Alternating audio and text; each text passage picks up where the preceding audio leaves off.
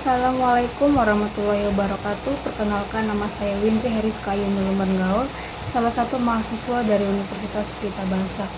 Di sini saya akan membahas seminar tentang sifat dasar industri dalam manajemen manajerial.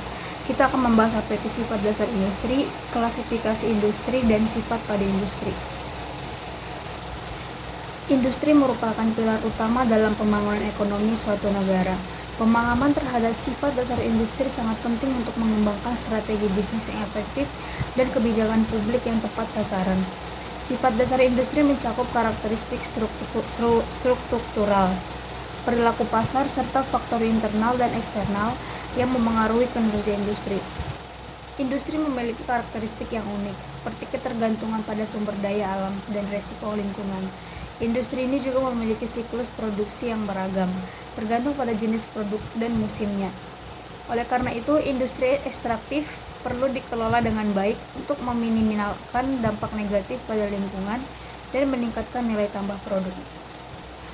Adapun klasifikasi industri.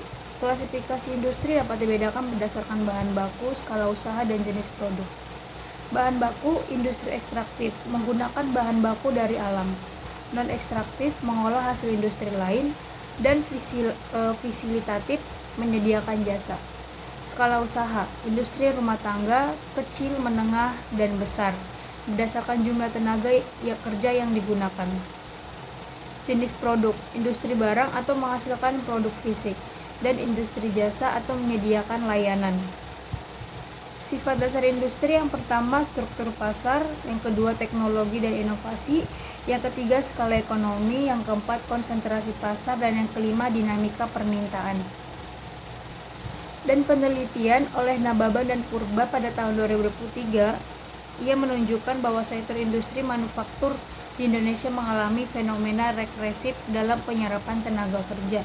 Meskipun terjadi peningkatan efisiensi, hal ini menunjukkan adanya tantangan dalam menciptakan lapangan kerja yang berkelanjutan di sektor ini.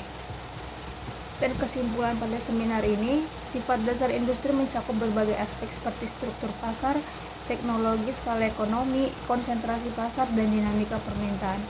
Pemahaman ini mendalam terhadap karakteristik ini, penting bagi pengambil kebijakan dan pelaku usaha untuk meningkatkan daya saing industri dan mendorong pertumbuhan ekonomi yang inklusif. Sekian dari seminar saya. Mohon maaf jika ada kekurangan. Saya ucapkan terima kasih.